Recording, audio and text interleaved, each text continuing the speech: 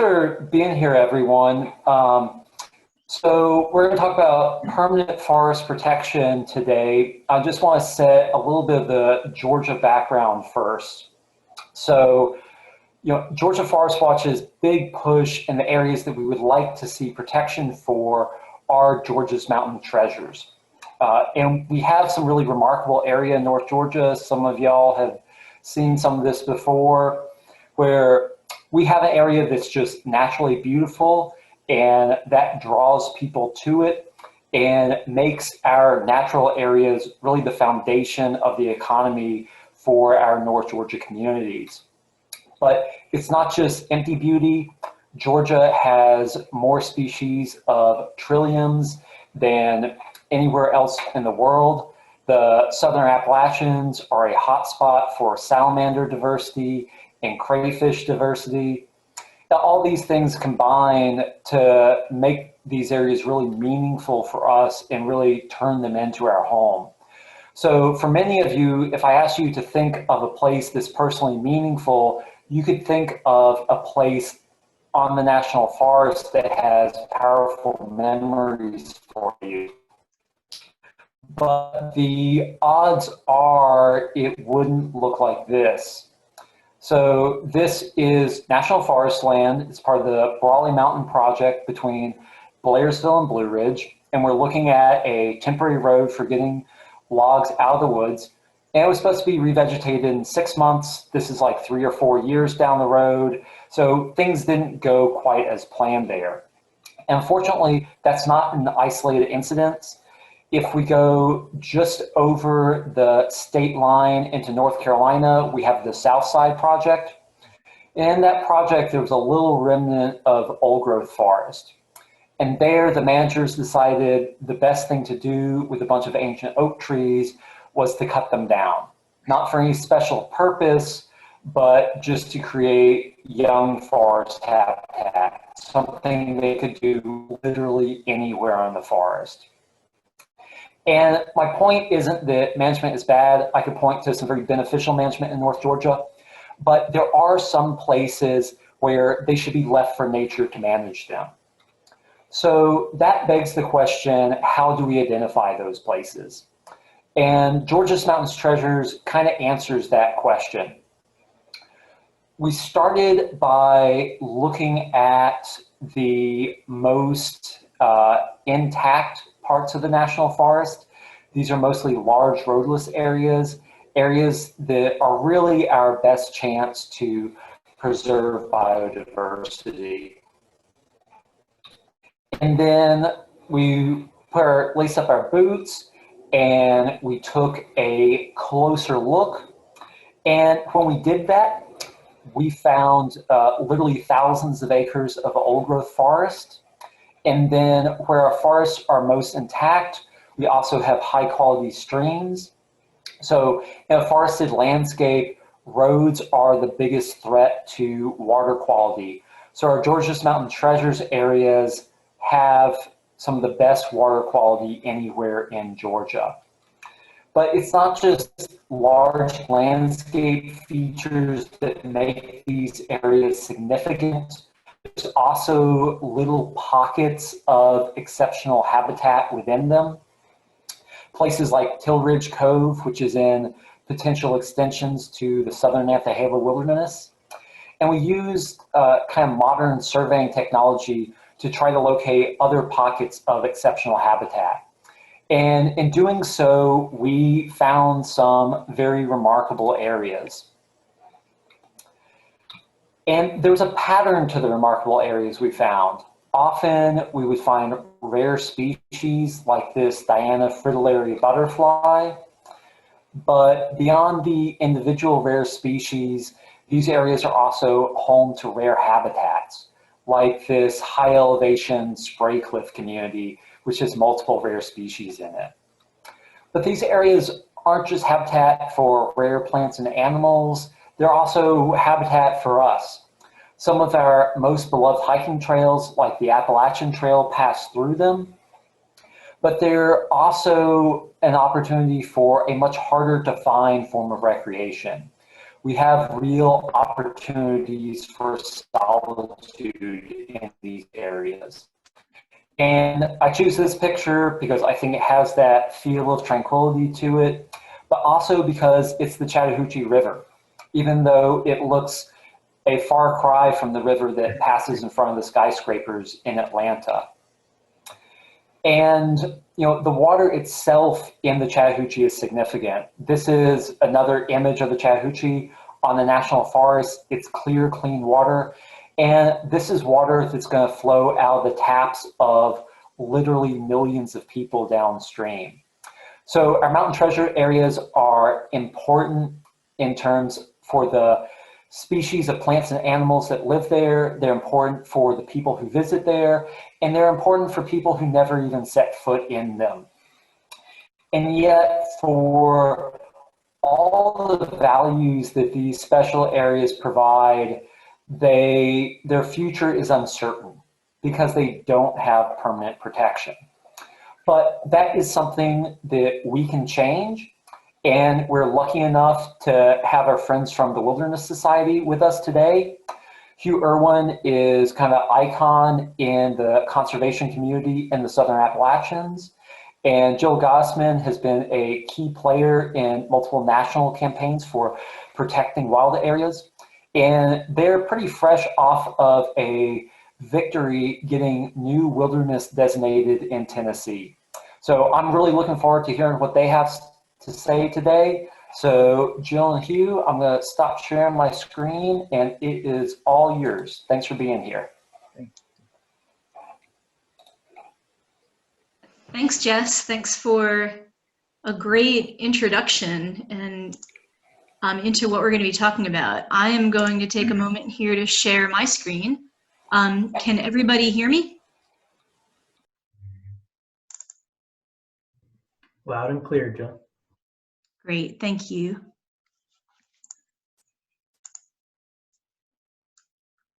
And can everybody see my screen? Looks good. Wonderful. So thanks again, Jess, for the invitation to present to everybody today. We're really glad to be here. Hugh is located in Black Mountain, North Carolina, and I am right now sitting in our office in Asheville, North Carolina. And we love and do a lot of work on national forest protection. So I just want to point out that the Wilderness Society and Georgia Forest Watch have had a really strong and long-running relationship in protecting the Chattahoochee Oconee National Forest. So it's really wonderful to be here today to think about this with you.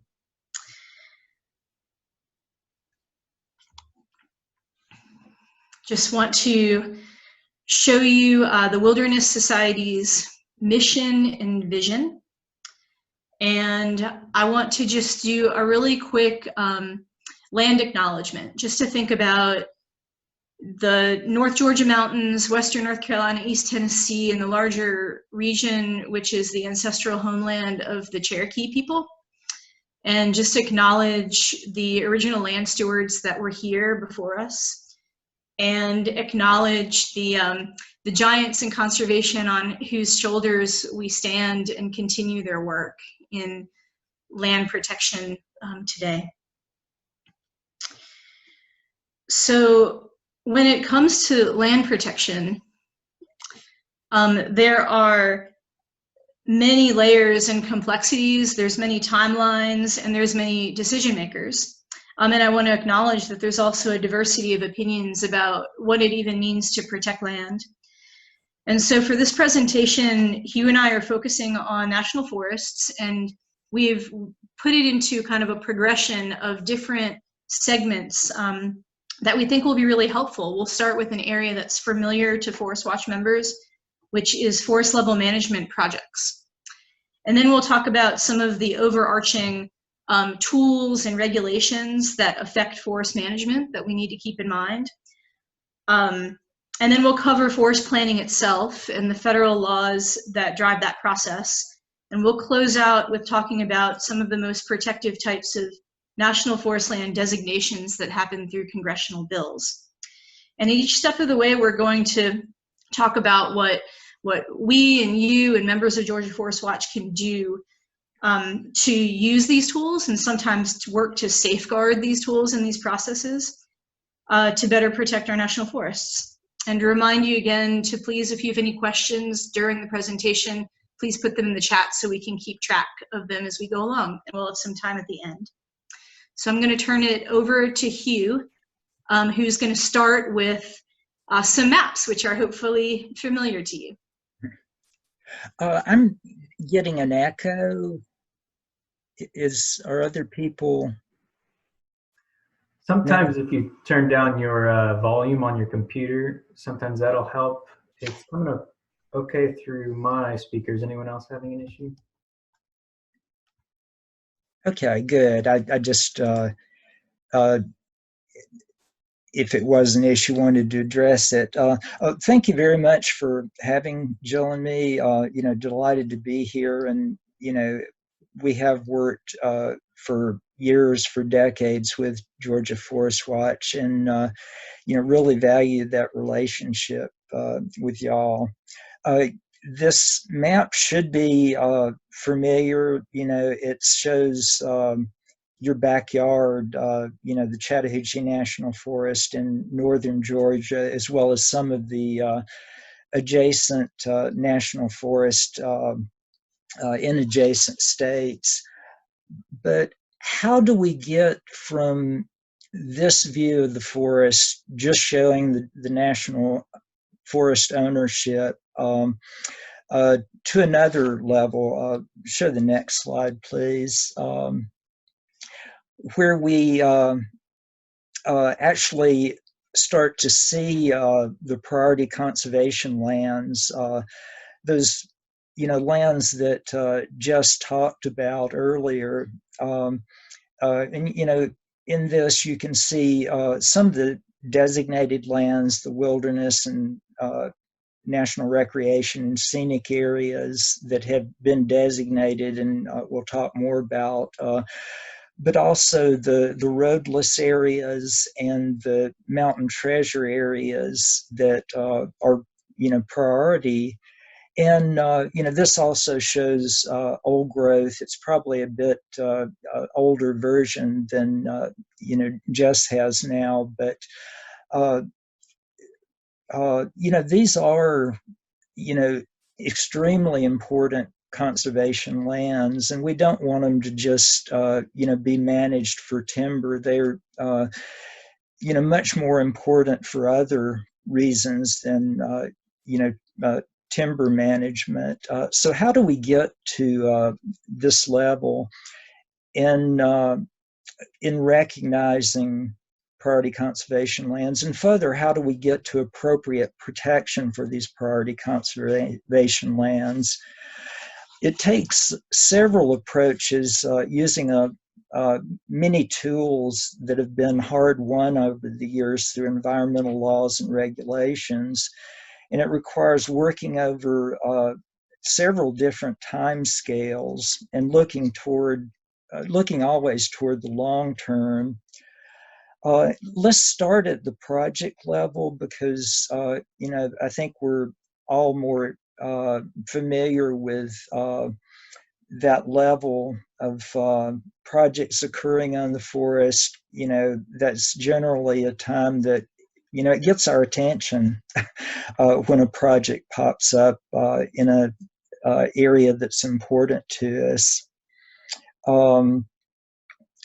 It would be easy to assume that public involvement in projects is a given. These are the areas that we really care about. We know them. You know, we often visit them. They're, you know, our important places on the forest, and you just kind of assume that, you know, being able to have a voice in how they're managed would be kind of a given. But that's really not the case. Being involved in project planning is a fairly new opportunity. During the 1960s, 1970s, and much of the 1980s, the public's ability to influence on-the-ground projects was very limited. The first that public would know about projects during this period was to see clear cuts, occurring in areas that people knew.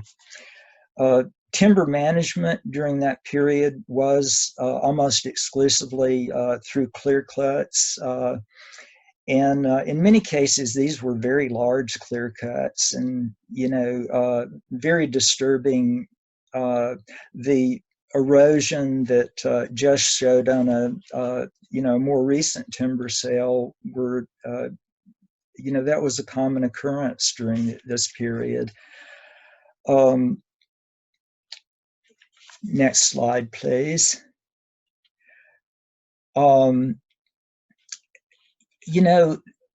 As we get into the various tools for, protection, project work is the most temporary. Project planning generally looks at areas of the forest about every 10 years for planning purposes. So, as far as protection, if you protect an area from a project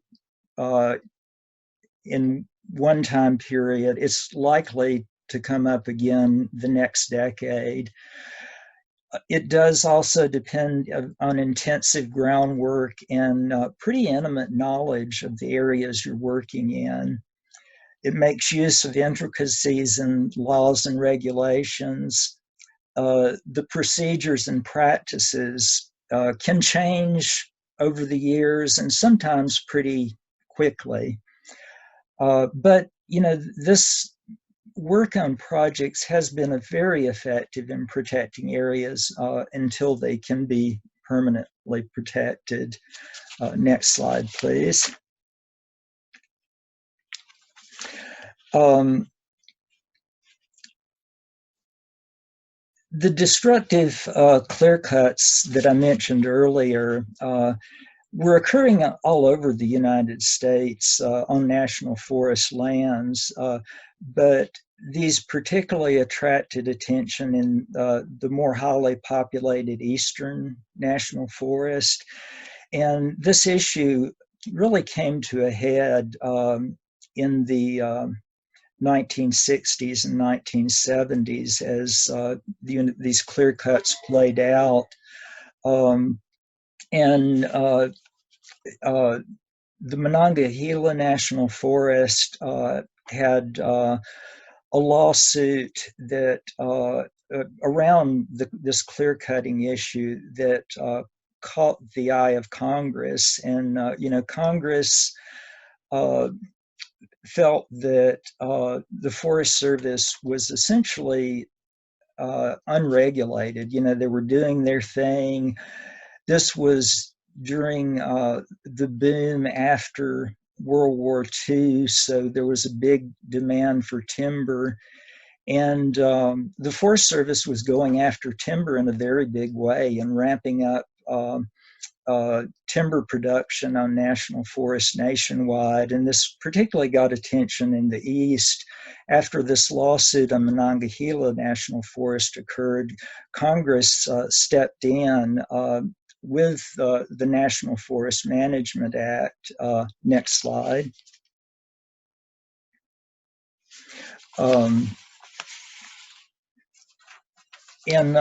Passed National Forest Management Act in 1976.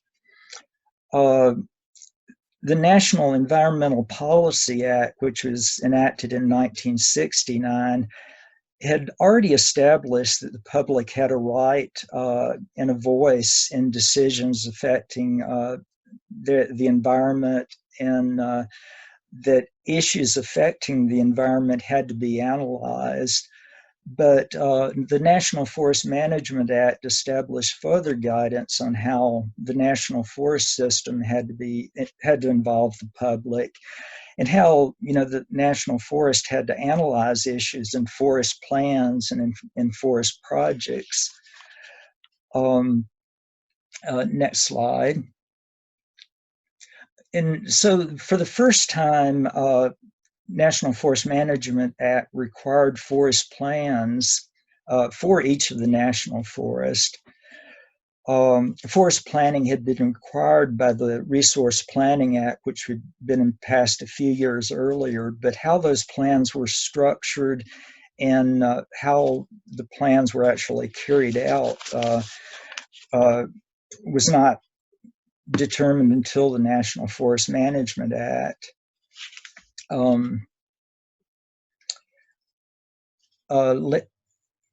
Next slide. Regulations for NIFMA, I'll refer to National Forest Management Act as NIFMA, were finalized in 1982, but we didn't start seeing forest plans until actually the middle of the 1980s. This Cherokee National Forest Plan came out in 1984, and Chattahoochee Oconee Forest Plan came out the year later in 1985. Next slide.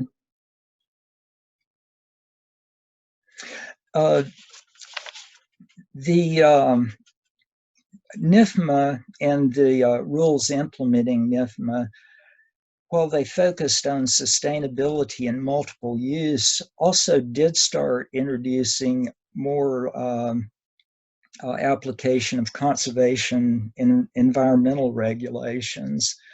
NIFMA did require plans to consider both economic and environmental factors. It provided for diversity of plant and animal species, soils, wetlands, and other conservation resources. It required the forest to assess all impacts to protect resources on the forest. It provided for interdisciplinary teams of specialists for planning in both plans and projects. It ensured that research and monitoring was to occur to inform management approaches, and also provided for enhanced public input and ability to challenge forest plans and project plans, and really supplemented NEPA in this regard. NEPA provided kind of a basic level of public participation and a bar for analysis, but NIFA went far beyond that. With NEPA,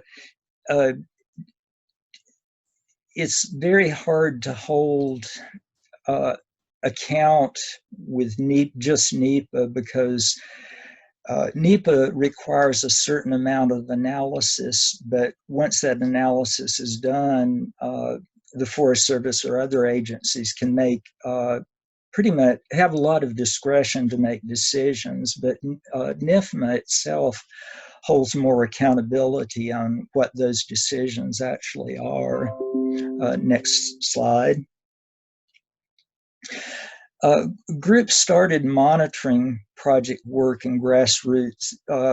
Forest watch groups started to emerge, in the mid to late 1980s. This is the first Georgia Mountain Treasures book that Jess mentioned earlier. A new version of that is out. This was the version that came out in the early to mid 1980s. I believe it's 1984, or no, actually early 90s. But this tended to guide the work of grassroots groups, including Georgia Forest Watch, back during those early days, just like Jess mentioned. The current Mountain Treasure book guides y'all's work today. And the Wilderness Society worked closely with Forest Watch groups and helped sponsor a lot of these mountain treasure books identifying priority conservation lands throughout the Southern Appalachian National Forest. Increasingly, as groups focused on project work that threatened these identified priority areas, the expertise of challenging the plans really increased. And, you know, the Forest Watch groups, along with Sierra Club and Wilderness Society and other groups, got increasingly good at challenging what were really inadequate analysis. You know, the Forest Service had NIFMA and the NIFMA rules that they were supposed to be using to guide project planning, but they basically weren't doing a very good job of it. They were, you know, developing environmental assessments, but they weren't very good. And these groups started really to punch holes in them. And, you know, there were periods when a majority of our appeals were winning and stopping these projects. And, you know, that continued through, really started getting traction during the late 1980s and picked up momentum during the 1990s. Next slide. And, you know, there was quite a bit of effort in, you know, kind of determining the best practices for, you know, what environmental assessments should address and how NIFMA and NEPA issues should be addressed in environmental assessments. This is a handbook from that period that was intended to kind of guide that process. And you know, there were, you know, during the middle 1990s, we had increasing success in challenging project plans. Next slide. These efforts, you know, really limited the amount of incursions that occurred on these priority conservation lands. And you could probably consider this case, Sierra Club versus Martin, the culmination in some ways of that effort. A lot of these challenges just involved appeals of project plans, but Sierra Club versus Martin actually went to court to stop 7 or 8 timber sales on Chattahoochee National Forest, and was successful in stopping all of those sales. And it really marked a turning point because, you know, after that, in project appeals, we could then cite Sierra Club versus Martin in appeals as a precedent. And the Forest Service, when they reviewed project appeals, had to essentially comply with Sierra Club versus Martin. And it not only stopped the majority of timber sales in Chattahoochee for quite a number of years, but really in the whole Southern Appalachians, really not entirely. There were projects that went on, but big, gnarly timber sales didn't go on for quite a few years. And, you know, essentially because of the success in, you know, challenging projects, and especially the Sierra Club versus Martin decision. But since this landmark case, project work has evolved considerably. Generally, the Forest Service learned something from this. and they started doing better jobs in environmental assessments.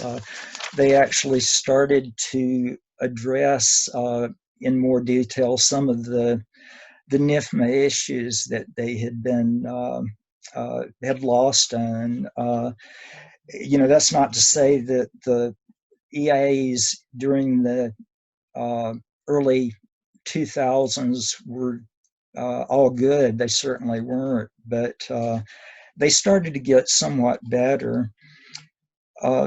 There's also been an effort to reach out to stakeholders before NEPA, before the scoping process even begins. The Forest Service now typically will reach out and get public input on project direction before they actually structure the project and send it out for scoping. The NIFMA rules finalized in 2012 also changed things significantly. Appeals themselves were done away with and were replaced by an objection process. And I'm sure Georgia Forest Watch has had some experience with the objection process. It's not as clean cut as appeals used to be. You don't win an objection. Usually there's quite a bit of discussion. There may be some concessions on the project, but they're a lot of times not a clear win on the issues. And for these and other reasons, project work has gotten even more complicated over the years. It's the time frame of project planning has tended to be even longer. Sometimes going quite a few years just for project planning. And now project planning, generally involves our lawyer friends like at Southern Environmental Law Center that can navigate some of the more complicated legal issues. And, finally, changes in the NEPA rules proposed by this administration, threaten to seriously curtail public involvement in much of the project work. This whole area of project planning and how NEPA is implemented is quickly changing, and how it ends will depend on how it kind of plays out in the last days of the Trump administration and how the Biden administration takes on project planning and implementation of NEPA. But I'll let Jill talk a bit more about some of the other legislation that controls this work.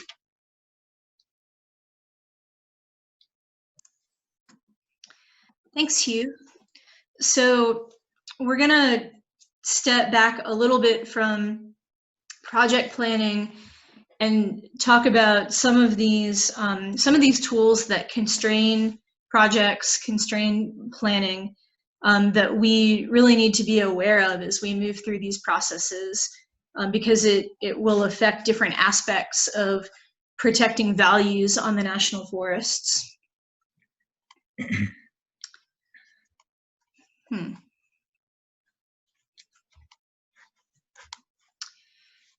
It doesn't seem to be helping me advance to the next slide.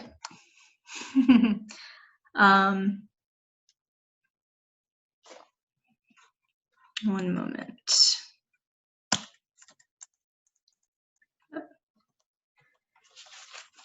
There we go. Sorry about that.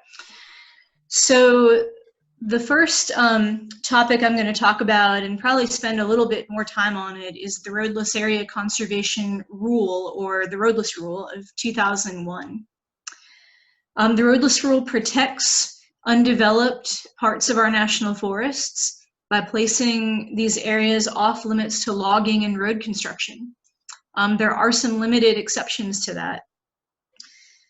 The Chattahoochee-Oconee National Forest has about 65,000 acres that are classified as roadless areas or inventoried roadless areas.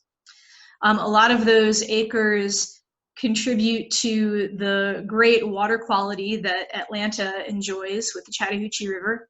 And roadless areas are very important for water quality, along with habitat, recreation opportunities.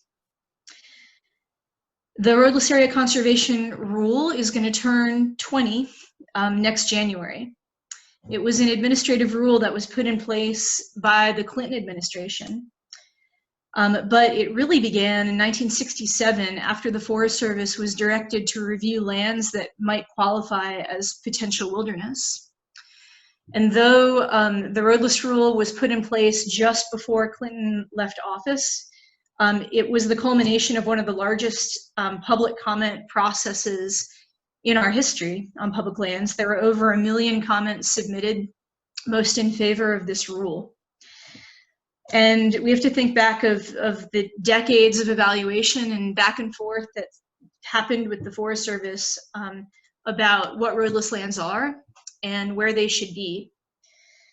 I would highly recommend that everyone look at the section in the new updated Georgia Mountain Treasures book that has a really great brief history of Rare 1 and Rare 2 and how it really impacted the national forests in Georgia.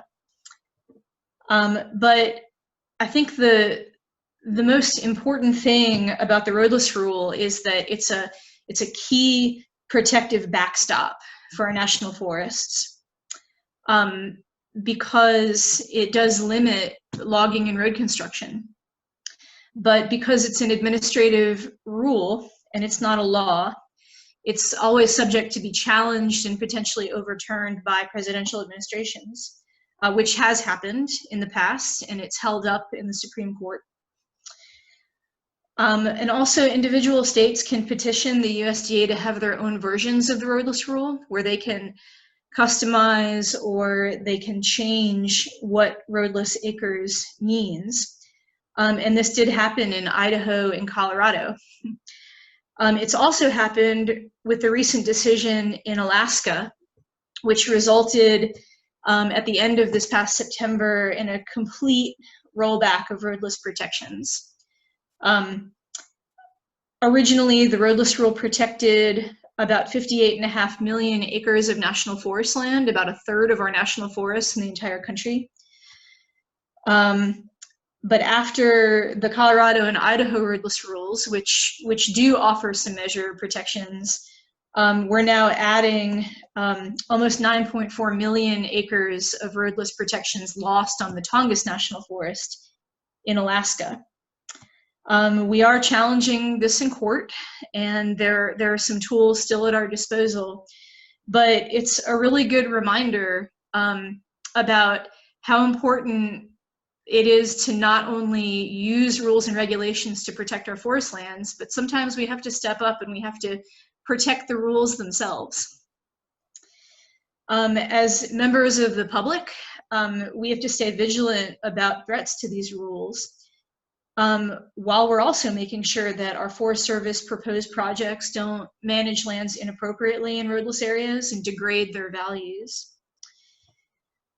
We can also help by telling our congressional representatives that we need to legislate the Roadless Rule. We need to turn it from a ruling into a permanent law.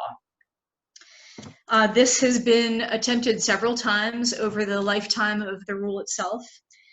And we got as close as we ever have in this current Congress, where the Roadless Area Conservation Act has companion bills in the House and the Senate right now. And those acts will be introduced pretty early on when we start our next Congress in 2021. In Georgia, Representative Bishop and Representative John Lewis, may he rest in peace, were the only Georgia representatives who co-sponsored the House version of this bill in this current Congress.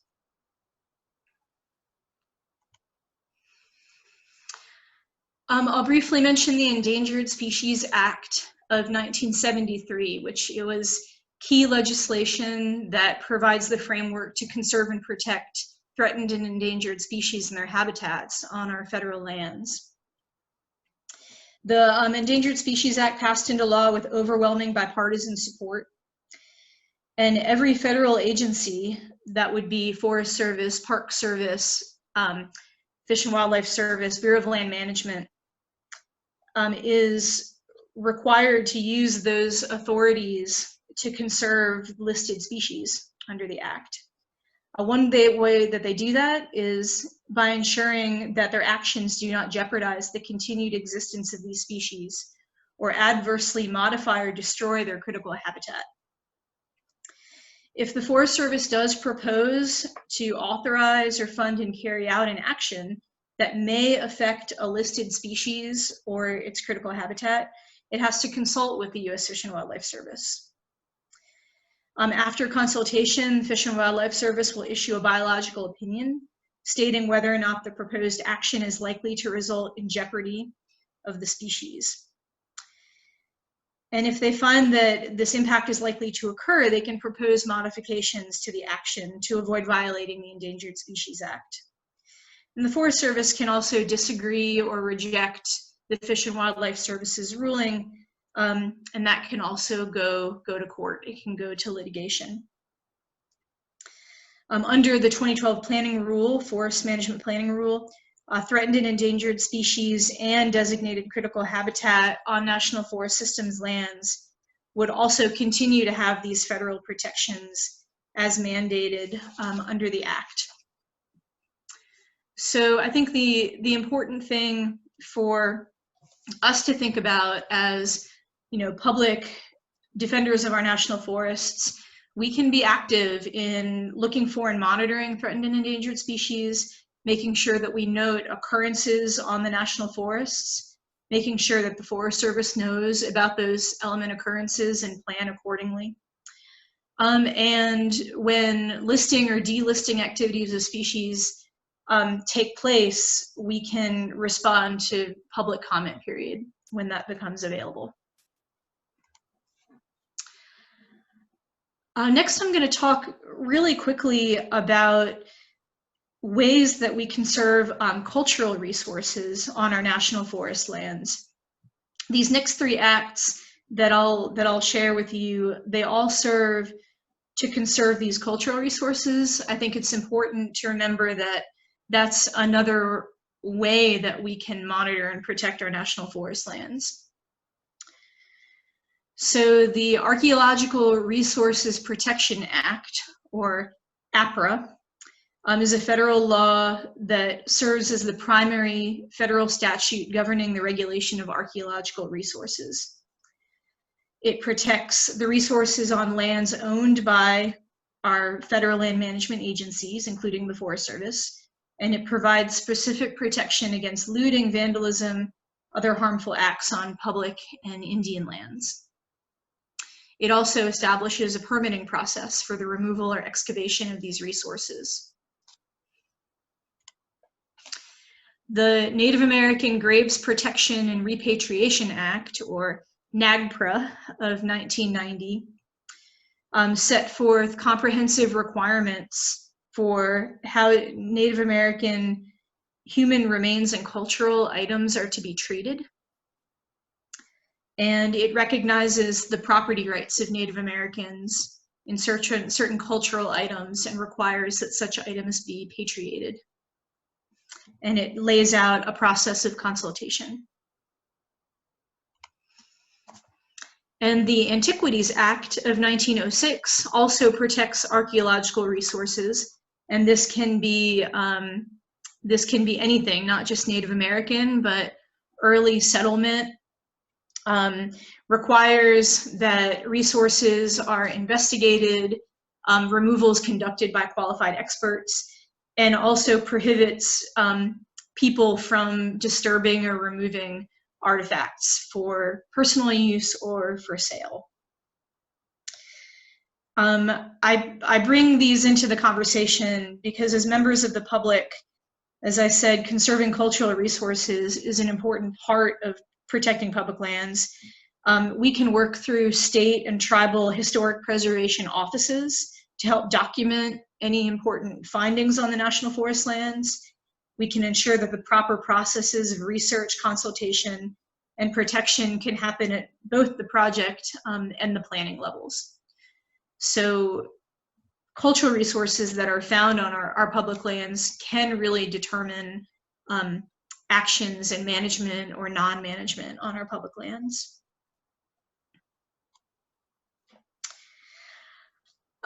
I don't want to take too much time to talk about the Land and Water Conservation Fund, but it is a really important tool that should be part of this conversation too.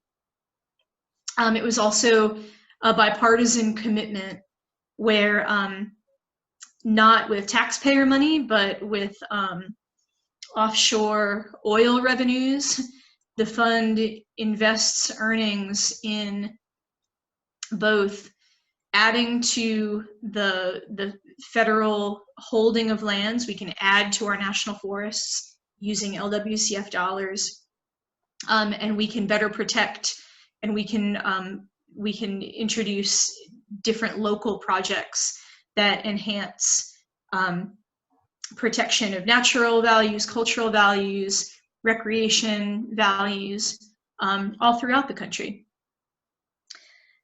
The Land and Water Conservation Fund is important here because on the federal side of it, it provides dollars to purchase important tracts of land from willing sellers to add to our national forest lands. Many times these purchases are for key conservation tracts, such as an inholding in an ecologically sensitive area. So LWCF projects can be a really important piece of that protection puzzle. Especially now that there's been recent uncertainty, LWCF was permanently funded, but there's been some uncertainty about that. I just want to mention this is one of our tools, and it's important to keep advocating to our legislators about LWCF, and then it needs to be fully funded as it was originally intended, and that the Forest Service needs these annual allocations. As you can see, in fiscal year 2020, the Forest Watch was listed as receiving to receive $620,000 for projects for the Chattahoochee-Oconee National Forest. So now I'm going to turn it back over to Hugh as we're thinking about all of these considerations at the project level and considerations of different tools in our toolbox to protect lands that way. We're going to move up now and talk about forest planning.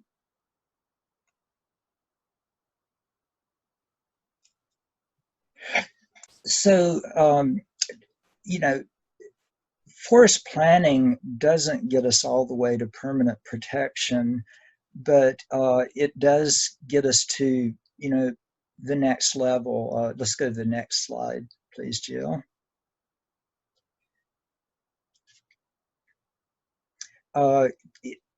The designations in forest plans are fairly long-term, generally in the range of 15 to 25 years. Officially, plans are supposed to be revised every 10 to 15 years. They almost never get revised in that period. And Nantahala-Pisgah Forest Plan went over 25 years before it has been revised. The forest plan also cues up areas to be protected. One important piece of the forest plan is that it potentially anyway recommends areas for wilderness designation. It doesn't make the designation itself, but it can it has to look at potentially recommending areas for wilderness.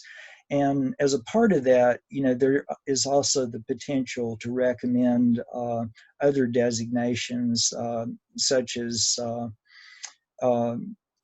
national recreation area or national scenic area. As with wilderness areas, the forest plan also has to consider wild and scenic area recommendations as well. So, while it doesn't do permanent protection, the forest plan is crucial in moving areas toward permanent protection. Those recommendations would then be taken by Congress, and Congress would pass a wilderness bill or a bill for wild and scenic rivers or a bill for national recreation or scenic areas. So the planning process is extremely important in that long-range movement of areas toward designation, and it's also very important to keep areas protected in the interim. Even if you don't get them recommended for a designation, getting them as in protective management, such as backcountry or special interest areas or ecological restoration areas is important for keeping other areas that we may not even be pursuing for permanent protection protected. The forest plan does determine management allocations for everything, all areas of the national forest, and that includes the protective management areas. The forest planning does depend on rules established to implement NIFMA, the planning rules that we mentioned earlier, and these were significantly revised in 2012. Next slide.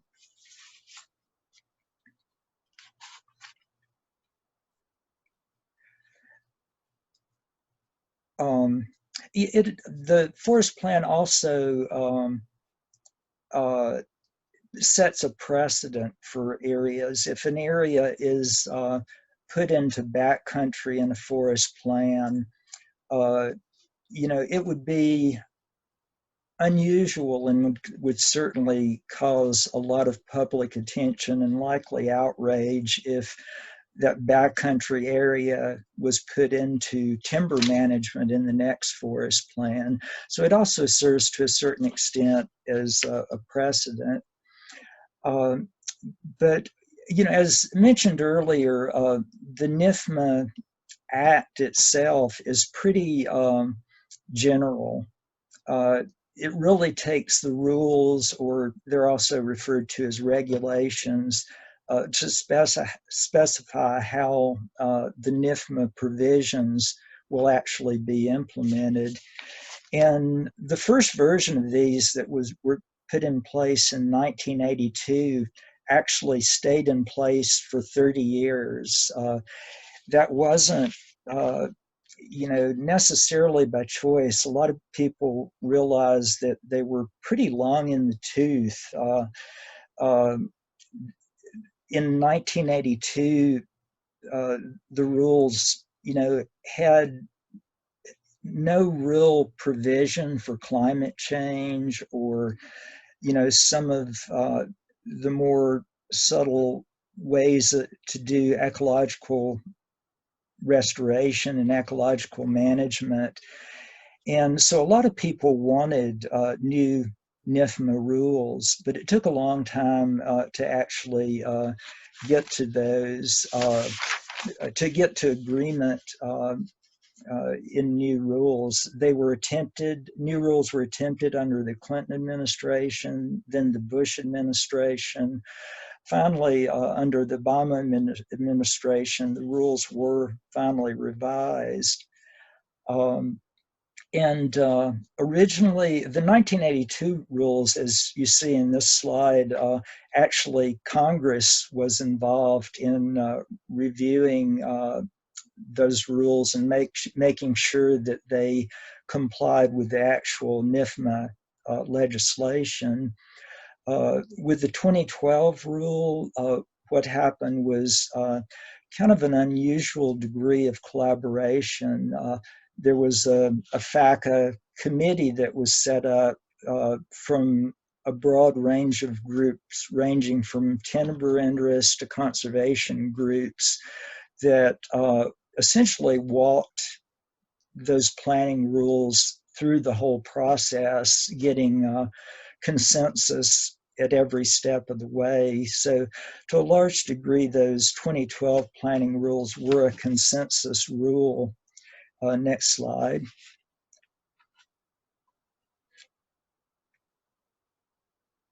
They did involve significant changes in the 1982 rules.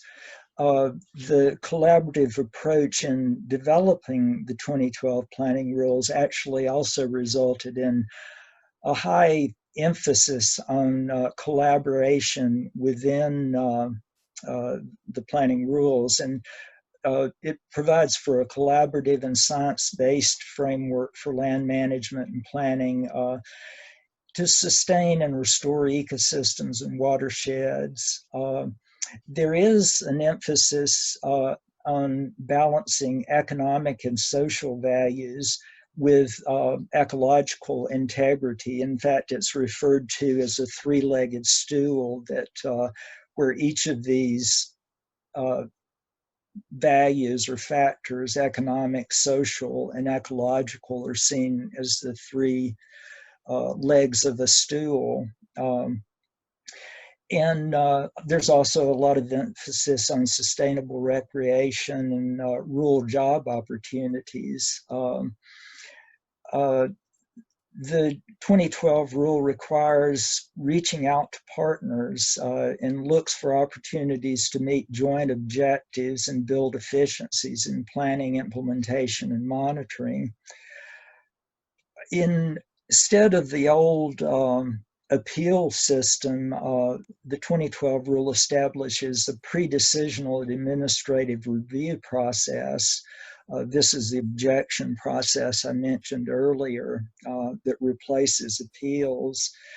And supposedly this would provide an opportunity to discuss the issues after a project has an objection, reach a consensus on where to go, and I think the original objective was to make it less adversarial than appeals. The downside of that is that, as I mentioned earlier, we're seeing a lot of these objections not end in any resolution, at least a good resolution. Next slide. Hugh, we are just about out of time, so I've been given the request. Do you think that you can sum up the rest of this section in a moment? Yeah, I can. Okay, thank you. Let's see. Go on to the next slide, please. Well, the one before that. I think there's one in between here. Yeah, okay. This is, one of the things that remains the same are the management framework. Y'all are probably familiar with prescription areas. This is an example from Nantahala Pisgah of management areas. And this can be expected under the new planning rule. Go on to the next slide.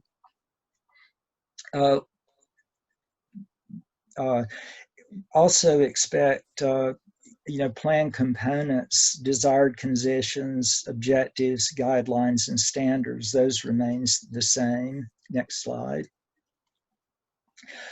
The planning process was originally envisioned as a 2-year process, basically a year from start of the process to a draft plan, a year from draft plan to final.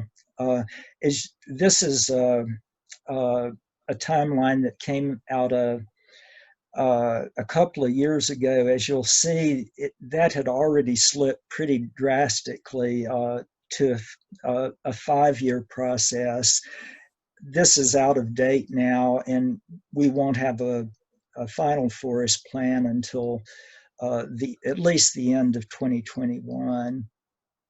And, we don't know yet when Chattahoochee-Oconee will go through plan revision because of the planning process taking longer than anticipated. It may still be a few years. Some of the early adopter forests are starting to come out with forest plans, but the process is taking longer. Next slide. And I'll turn this over to Jill for congressional designations. All right, well, just because of time constraints, I'm probably just going to skip ahead to some of the final thoughts. But I do want to point out that we have 10 wilderness areas on the Chattahoochee-Oconee National Forest, and the Wilderness Act of 1964 provides that platform, an organic act that actually lays the framework to be able to permanently protect a specific place. I know that we'll make the copies of our presentation available to anyone, so I will just skip through some of these points. The Chattahoochee-Oconee National Forest also has a national recreation area, the Ed Jenkins National Recreation Area, as well as the Coosabald National Scenic Area, as well as a wild and scenic river, the Chattooga River. So all of those designation tools, wild and scenic rivers, wilderness, national scenic area, national recreation area, are what we would think of as a more enduring and more, the most permanent protection that we have available to us. Let's see. I think that the main thought that I wanted to share here are that even though these types of designations are the most enduring and permanent, they actually require the most time and money and resources to make happen. Everything that we've talked about up to here in this presentation, really knowing these areas, knowing the applicable rules and regulations, keeping them safeguarded through project planning and management plan processes, all of that is really important ingredients for permanent protection. The Tennessee Wilderness Act effort that Jess mentioned at the beginning was decades long for that effort, and 10 years of an actual active campaign that we were part of. These campaigns require all of the elements we've talked about today. First, they really require intimate knowledge of place and knowledge of the designation which is most appropriate for that place, all of the applicable laws and regulations around it. The real hard work is in building the broadest coalition possible of support for your designation. And you need a congressional champion who understands the values and the goals of your designation and who will be willing to stand up for that designation.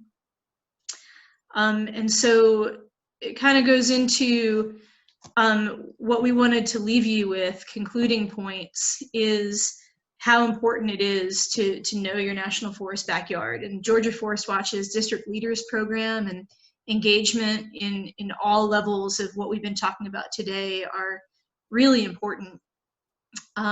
Being parts of these processes, developing relationships with your elected officials, making sure they understand all of these benefits. We are seeing threats to bedrock conservation laws. Actually, tomorrow there's going to be a Senate Energy and Natural Resources hearing where Senator Lee is proposing an amendment to amend the Wilderness Act. So these laws are are under threat. And so being vigilant and staying on top of that and making sure that we protect the actual laws themselves while we're upholding them. And I will put in a quick plug for our current election process, which is not over yet, and all eyes are on Georgia for January's Senate runoff hearing. And just want to encourage everyone to vote and to really do the research and vote for candidates who have verbalized that they believe in the protection of our public lands. And I'll turn it back over to Hugh for just one short closing thought. Yeah, I did want to just highlight that, you know, as you can see, this is a map that TWS has done, you know, essentially prioritizing conservation lands throughout the whole United States. And, you know, as you can see, the Southern Blue Ridge and the Southern Appalachians form, you know, one of the most important conservation priority areas in the whole U.S. You know, as just mentioned earlier, Southern Appalachians has one of the highest levels of biodiversity in the whole country. But you know, Chattahoochee and northern Georgia play a very important role in that area. But in context, we need to look at, you know, the whole landscape and protecting the whole landscape to really address climate change and have a sustainable conservation network in the East. We really need to work together. And, you know, Georgia Forest Watch is wonderful because they know the area of northern Georgia intimately, and we need to work together with other Forest Watch groups that know these other national forests, and, you know, with other groups like Sierra Club, the Wilderness Society, Southern Environmental Law Center, to assure the integrity of this whole region. And thank you for letting Jill and me present to you. And I see there's some really great questions that have come in if we have time to take those on.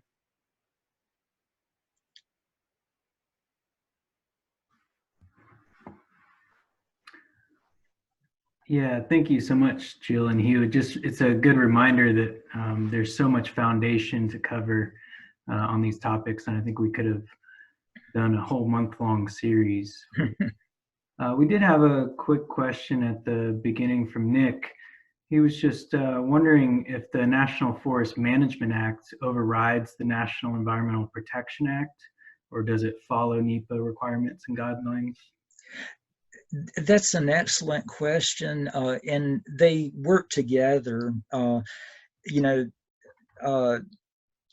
NEPA, and as I mentioned earlier, NEPA is kind of a basis for environmental regulation. It requires a certain level of public input into environmental projects, and all projects that would affect the environment, not just national forest ones. But it is a real basic level, and you know, it requires a certain level of analysis for environmental issues. But once that environmental analysis is out, the agency has very broad discretion in interpreting that. There have been many times when projects and plans have been won on NEPA issues, and the Forest Service or another agency will just go back, do some more analysis, come up with the same decision and say, well, there's your analysis, we're still making the same decision. NIFMA, on the other hand, has quite a bit more traction on the issues. And in addition to, you know, saying things like you need to do this analysis, it says things like you have to protect these species, and you have to make sure that the timber harvest level is at a sustainable level. And furthermore, the timber harvest has to be in the interest of ecological sustainability. So NIFMA provides a lot more substantial leverage in getting changes than NEPA does, although NEPA is very important